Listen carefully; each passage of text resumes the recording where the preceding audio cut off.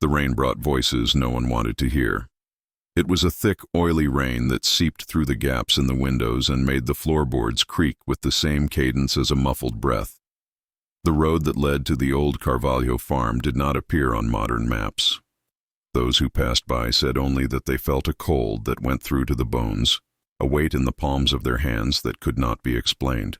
One autumn afternoon, 4 young people, Leo, Anna, Marcos, and Bia, took the forgotten turn out of curiosity and the cheap shine of a rumor. There was a large house, with crooked columns and shuttered windows, that still kept the possessions of a family who had disappeared suddenly decades before. For an urban exploration channel, it was gold. Photos, stories, something to go viral. The house looked at the road with broken eyes, a porch mouth that exhaled mildew. The wrought iron gate, corroded, opened with a groan that sounded like an opinion. The air smelled of dry sawdust and old metal. The yard was full of objects that seemed to have been thrown there by hurried hands. Boots, broken chairs, a baby carriage with crusted fabric. On the veranda, a sign nailed with rusty nails read, "Welcome," scratched by a hand that later crossed the word out. The mood among the group swung between the theatrical euphoria of those who would film everything and a primitive discomfort that arose, sneaky, in the small details, drawings scratched into the wood, a yellowed note with fading letters, the sound of a motor of something never seen whirring beneath the house, as if old machines had a life of their own. They went in. The door gave way with resistance, as if reluctant to let them violate the silence nested inside. The interior was a labyrinth of dead light, bulbs dangling from bare wires, long shadows that shifted with the flicker of the candles they had lit to film. Tattered curtains trembled despite the lack of wind. Almost everything there belonged to different eras: a stopped record player, boxes with illegible labels, piled clothes that smelled of old laundering and forgotten rituals. On one wall, black and white photographs showed family faces with smiles sliced by empty eyes. Someone, in haste, had scrawled a cross over each portrait. The house seemed to possess its own breath. When doors were closed, another sound answered, like doors down the corridor that had never been touched. The wood of the floor bore footsteps with reluctance, returning echoes that stretched too long. They set up cameras, microphones, and flashlights. The intention was clear: document, prove, gain followers. What no one admitted until the first scream was that, upon entering that house, something in them changed the instant the creaking floor accepted their weight again, as if an old contract had been reactivated by the live presence of strangers. The first sign was small. An instrument kept in the basement, a metal tool with fine teeth, was dragged from the wall and placed next to a chair. Then, subjective signs. A feeling of having been watched for a long time, images coming back to haunt them, memories that were not theirs. The lights began to reject the shadows, and the darkness deepened the folds of the air. The clock on the wall, the only moving artifact, marked minutes that felt like hours, its hand trembling as if each second were chewed before passing. And there, at that first contact, arose a chill that would accompany every step forward, the certainty that something in the house did not like visitors. In the basement, there was a smell that could not be classified, a mixture of iron, burnt wood, and old leather. Leo's flashlight lit shelves loaded with tools, teeth, and gears. There were also dolls sewn from scraps of clothing, eyes closed, nailed to boards. The cameras recorded everything with a steady buzz that sounded more like a metallic breath. It was Marcos who noticed the first strange movement. One of the dolls had changed position. There was no way. Everyone had watched the hours of footage, and yet the cloth creature was now sitting with its legs crossed, a dry drop of dark substance at the corner of its stitched mouth. They laughed nervously. "A prank," they said. But the laughter sounded hollow. Bia thought someone was watching them from the stairs. There were marks on the banister, grooves like claws or like a wrong tool cutting the wood in lines. The sound came next, not from outside, but under the floorboards. A rhythmic tapping, measured, like someone sharpening a blade marking time. They tried to climb carefully, and it was then that the first old phone in the living room rang by itself, with a distorted noise that sounded like a baby's cry. Anna answered. because courage and recklessness walked together. On the other side, a ragged breath and a muffled voice whispered only 3 words, "Go back home," and the line dropped. It was the first clear warning. The house spoke, but its language was neither polite nor logical. It came in symbols, noises, and small acts of hostility. While filming the corridor, the camera caught a shadow that loosened from a wall and crossed the room as if it were a cloth pushed by invisible hands. On the screen, the shadow's body was human, yet misaligned, a torso too long, limbs too short that twisted. The shadow disappeared behind the guest room door, leaving a trail of glittering dust that fell like ash onto the old carpet. Objects began to move with intent. Chairs that fell without wind, doors that locked themselves, a set of knives that vibrated on the table. More disturbing was discovering that the house reused its things with perverse creativity.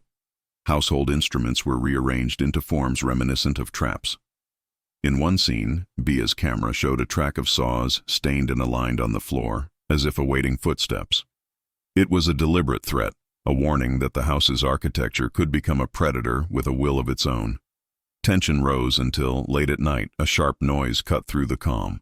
A deep, prolonged scream came from outside, a human sound that dragged toward the subhuman.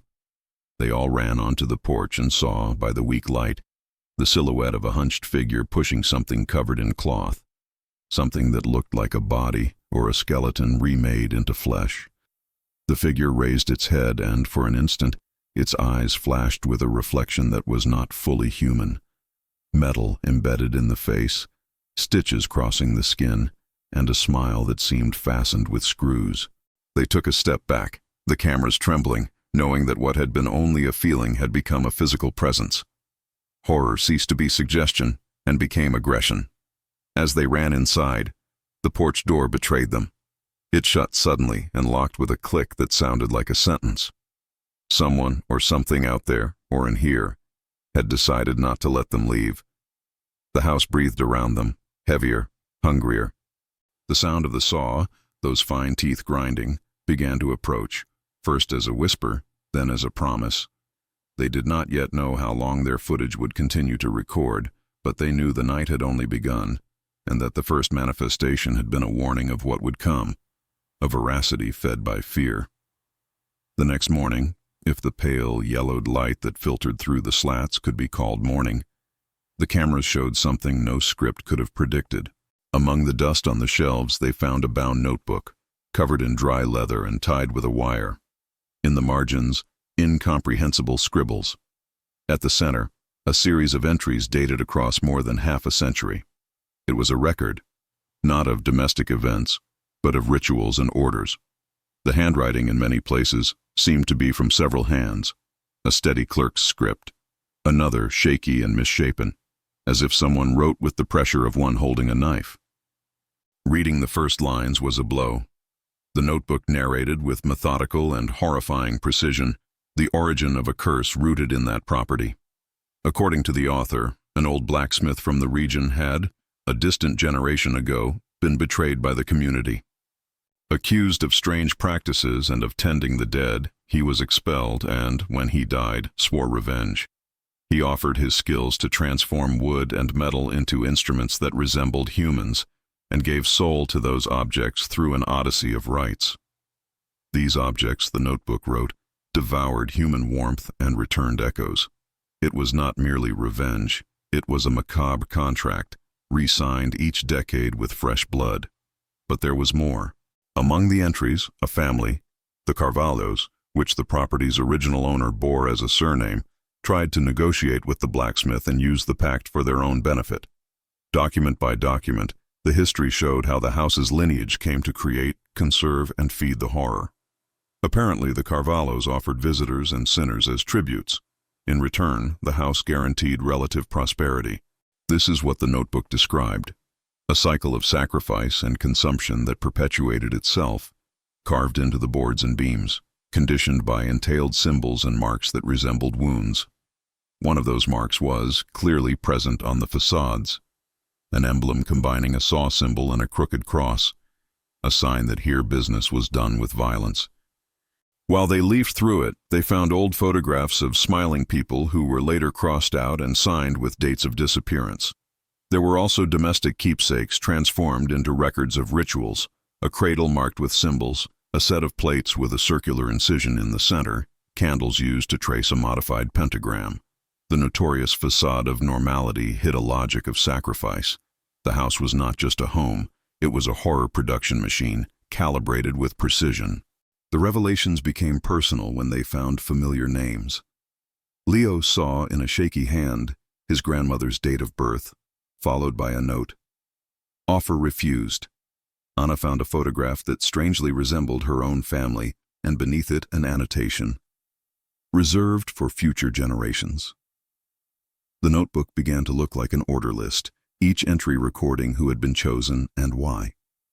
The sensation that they had been chosen even before arriving became overwhelming. The house for decades had marked people by bloodline, by geographical proximity, by tragic chance, and that macabre draw could have already picked them. Worse was written in the final pages, instructions to renew the pact. There was a nearby date, an event that needed to be fed, a final gesture requiring fresh blood, and the commitment of those who lived there. The ritual did not need the family to take place, but it needed guests.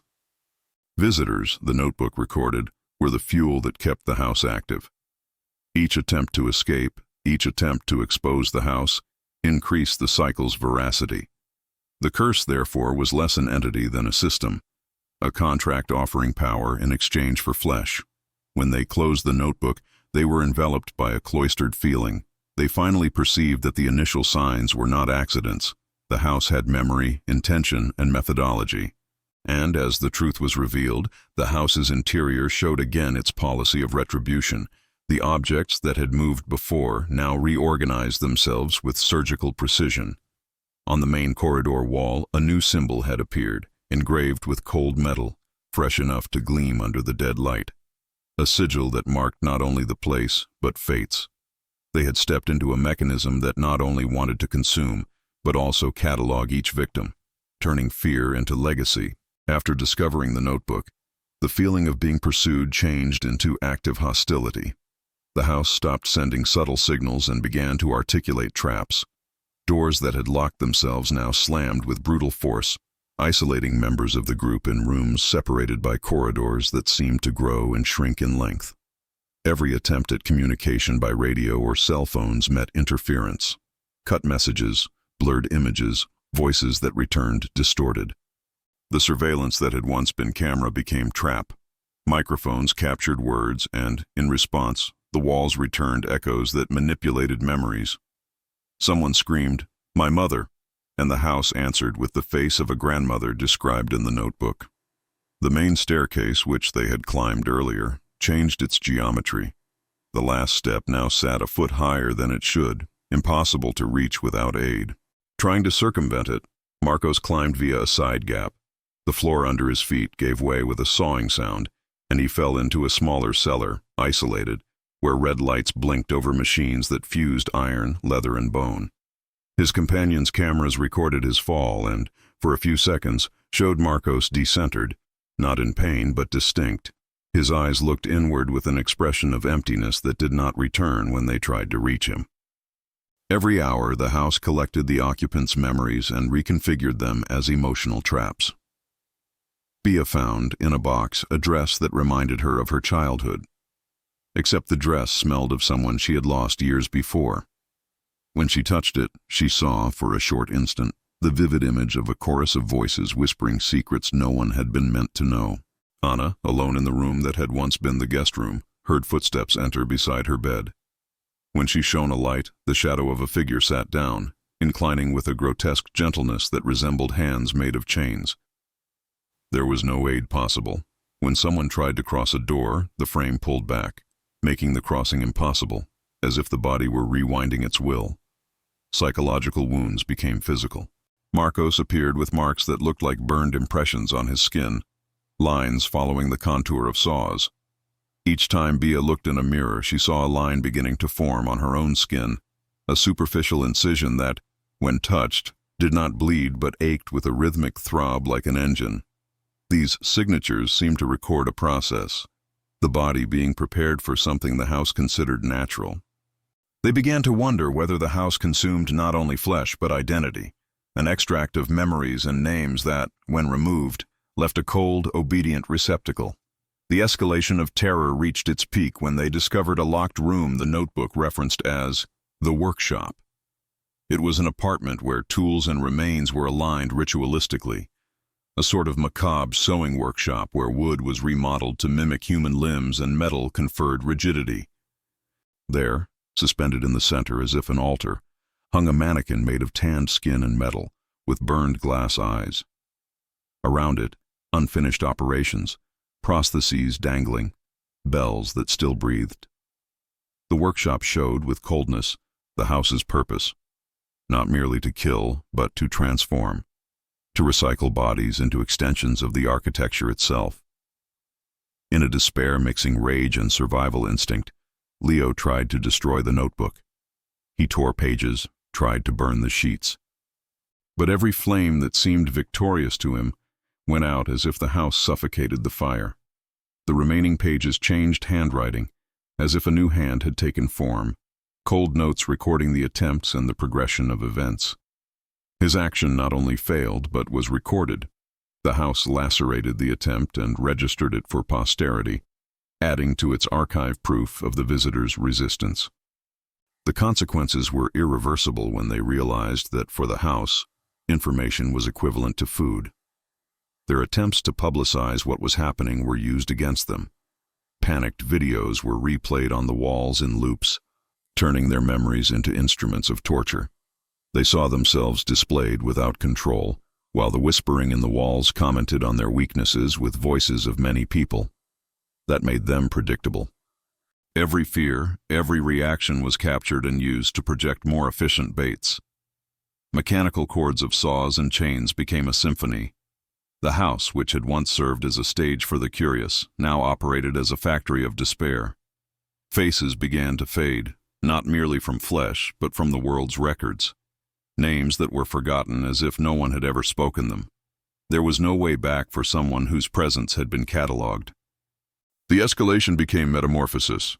They were no longer merely guests. They were becoming part of the machinery, pixel by pixel, paragraph by paragraph, a living archive the house would preserve forever. The final confrontation was not a cinematic duel of courage against beast. It was a desperate negotiation of humans trying to transgress a system that did not recognize compassion. Exhausted, wounded, voices smeared into echo, they planned one last move. Lure the thing to a place where they could control it, dismantle it, expose its core. They would use intense light, noise, and fire, elements that seemed to affect the metal articulations worse than other forms of energy. Marcos and Leo prepared an improvised route to the workshop. They knew that if they could destroy the central mechanism that animated the artifacts, a set of gears and molds for human objects, they might temporarily interrupt the cycle. Bia stayed with Anna to keep the cameras running. Recording what happened was, in a way, a weapon.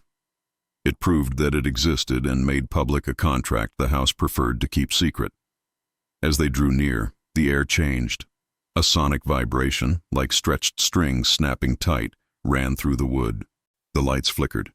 In the corridor, shadows arranged themselves in semi-human forms that advanced with the precision of predators that know the scent of flesh. Marcos held the improvised cutter, a combination of tool and knife, and advanced. The first contact was brutal. Something that seemed to absorb impacts released a laugh that was a mixture of metal scraping with human cackling. At its center was a body stitched with metal plates, not a living body but a puppet that pulled strings inside. Fights took place in silence and in noise, teeth that grazed wood, chains that creaked, screams that echoed like echoes in reverse. Marcos managed in a fury to rip one of the plates from the central mechanism. Exposing the cold worm behind the carcass, something older revealed itself. Symbols carved into the wood, words in a language reminiscent of crude Latin, and a small box, like a mechanical heart, pulsing with a diseased glow. Leo realized that it was not merely a power source. It was the contract's core, an object without meaning except the one the house ascribed to it. In an instant of sacrifice and clarity, Marcos took the box. The walls responded with a pressure that made the air heavy. Images of all the victims the house had devoured unspooled across the boards like wind films. He placed the box amid the improvised flames, trying to burn the symbol. But the house reacted. From the ceiling, forms fell. A rain of artifacts turned into blades. Leo threw himself, pushing Marcos back, receiving a cut that did not bleed, but opened a portal of pain that seemed to pull his most cherished memories. While the flames licked the box, Anna and Bia smashed the corridor bulbs to flood it with strobe light, and the shadows, deprived of nuance, shattered into fragments. The exposed gears, under heat and rupture, began to screech. For brief moments, the house seemed to hesitate. A pause, a failure in the mechanism of a machine that had never before known interruption. It was in that interstice that the final acts occurred. Marcos, with a scorched hand, crushed the device. A sound that was not sound rose, a metallic choir, the noise of documents being torn by incandescent hands. The box exploded into sparks that smelled of gunpowder and burning flesh. The contract's core was struck. For a second the house ceased to move. Walls stopped, doors loosened, and the silence was absolute. But the price was immediate. The explosion did not free. It freed partially. There was a cost. The fabric that tied the occupants to their humanity tore in ways that could not be stitched. Marcos remained still, with a distant look. His voice returned weak, but the warmth that animated him was gone. Leo, chest-marked, felt something inside him had been removed. Bia, injured, realized the house had left a final mark on her, a burnt ring around her wrist that would not disappear. Anna held the camera and through the lens saw her friends change contour. The house, wounded, responded with one last act of perversity. It used their own memory. The footage captured looped back, projected on the walls, and what the fire had not consumed, the house reproduced as stolen memories. Friends became accusers. The act of destruction had broken the system, but not the contract completely. The central gears were damaged, yet inevitability remained. Archives had been made, records preserved, names inscribed. At the end of the confrontation, the house smoked and the slag of its work lay on the floor. The core no longer pulsed with the same efficiency. However, among the wreckage, they found a new mark carved into the doorframe, fresh, as if beginning to heal the wound they had opened. What they had achieved was a pause, perhaps long, perhaps enough to escape, but not liberation. The house had lost blood, but not its ancestral hunger. It regrouped in silence, promising in its boards and nails that it would return. The confrontation ended. The survivors did not, for they now carried within them the proof that the house would touch others before it was finally forgotten or destroyed for good. The world outside continued to turn. Cars passed on roads. Digital messages sprouted as always. While inside that farm, time seemed written to a different rhythm. They managed to escape, stumbling into the dawn, marked on body and eyes. There was a weight in every step, the feeling of leaving something behind and, at the same time, of something following them, small and adherent like gunpowder. They were seen by a passing trucker. Their appearance, tattered clothes, strange marks, an unfocused stare, looked like something from a nightmare. The footage they carried was fragmented, and when shown, it provoked nervous laughter, disbelief, and morbid curiosity. To many they were performers. To some it was real. They tried to report it. They told the police, brought evidence, handed over parts of the burned notebook. But the house, with its ability to rewrite memories, had already begun to erase threads of connection. Witnesses forgot details, evidence vanished in files. The place where the farm had stood was marked on maps as mere scrub. Still, something subversive occurred. Excerpts of the videos were leaked online and, as always happens with horror, went viral. The curious influencers and conspiracy theorists were attracted like flies. Some denied it, others affirmed it. Some went looking and did not return. The survivors paid a price not reflected in reports. Marcos no longer spoke much. When he did, his voice came distant, without emotional connection. Leo became obsessive with the recordings. He revisited frames at night, trying to find where the house had marked them. Bea developed a panic tempo that made her sometimes hear the jingle of tools when nothing was around. Anna, the most practical, tried to process and turn the experience into public denunciation, but found doors closed where help should have been. Over time, small things began to happen around town. A set of footprints ending in a vacant lot, an empty house receiving nighttime visits, a pole with a fresh mark similar to the one they had glimpsed on the doorframe. People started to disappear in a not dramatic way. Those who failed to show up at family gatherings, young people who changed behavior and then left town. Invisibly, the house renewed its pact by other means, no longer as an audible factory of horrors, but as a buried seed, ready to germinate in unsuspecting hands. Months later, on an autumn night that recalled the first rain, a security camera captured a figure walking down the rural road. Someone with a hood over their head carrying a small wrapped object. They stopped in front of the farm fence and left the package, stepped back, and left. Inside the package there was a sheet with words repeating the old notebook's motto, "Offer and you will be forgiven." The cycle continued, like a storm that loves to return upon itself. The ending brought no redemption. The house had been wounded, but not killed. The contract, mutilated, found new loopholes, and the survivors, bearing marks time would not erase, became, without wanting to, heralds of a terrible secret. Their testimony generated curiosity, and curiosity generated visits, and visits, as the notebook taught, are the currency with which the house bargains. Every new gaze that falls on its rusted windows is a potential offering. The night the story was buried in local papers as a case of hooligans on private property, a new photograph appeared, a shaky image of an old family smiling behind a window. In the reflection of the glass, almost invisible, there was a hunched figure, hair caught on wires, watching whoever looked out. It was as if the house made its own advertisement. It smiled, invited, waited.